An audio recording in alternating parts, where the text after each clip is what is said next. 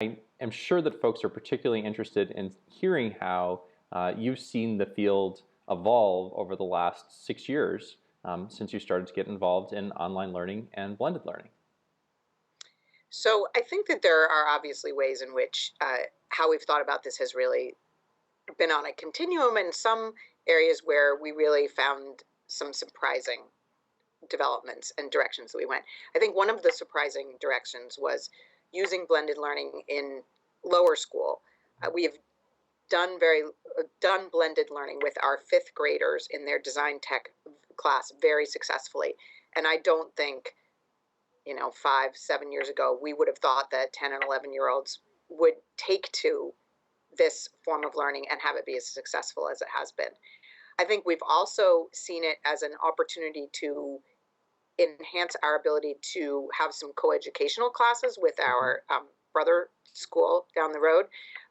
We offer several senior AP classes, but because they're offered outside the schedule time frame, the daily schedule, perforce, we had to find other ways to teach it. So they use a blended learning model, and they've been very successful. For example, the AP art history class, the scores, which is really the measure of whether this is working or not, were just as good as they had been in the past. I also think it's an opportunity to differentiate instruction and really reach and also understand where given children are in a much more nuanced and fine-toothed way than you can when you're just teaching a class full of students. And you may get their homework periodically, but I think you have, when you can do blended learning, you really see your individual students in a different kind of way. I've heard some of the elementary teachers at the lower school teachers at Holton Arms even talk to that too, right?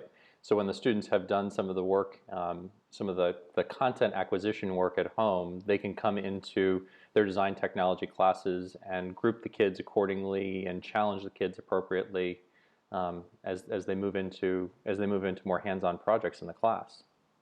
That, and also they hear from perforce from the quieter students when they might not otherwise, and so it gives them a much better idea of where those girls are. Yeah, I think to me that's one of the things that's been most interesting, and perhaps my biggest aha moment over the last number of years is how online learning helps, and blended learning help to give voice to the quietest kids in the classroom and the reflective learners. Yes. Yeah. Well, that's great. How have you seen do you have any other examples from Holton in terms of the ways that you've seen this progress over the last few years? I think that this is something I think we anticipated from the beginning, but I'm not sure it played out exactly as we thought it would. I think we've seen it as a way to help us offer classes that we just might not have the numbers for. And I think we always thought that was going to be true, but I think maybe the ways in which it's happened is a little bit different. And I think we've seen it particularly in AP classes, and I'm not sure that's so much where we started out. So for example, at Holton, if you're going to take AP Latin, now the way you take it is through OSG. We're not offering it because the numbers just simply weren't there. AP computer programming is another example. And actually, while we do offer a robotics and programming class, the numbers just aren't there at this point for a lot of curriculum in that area. So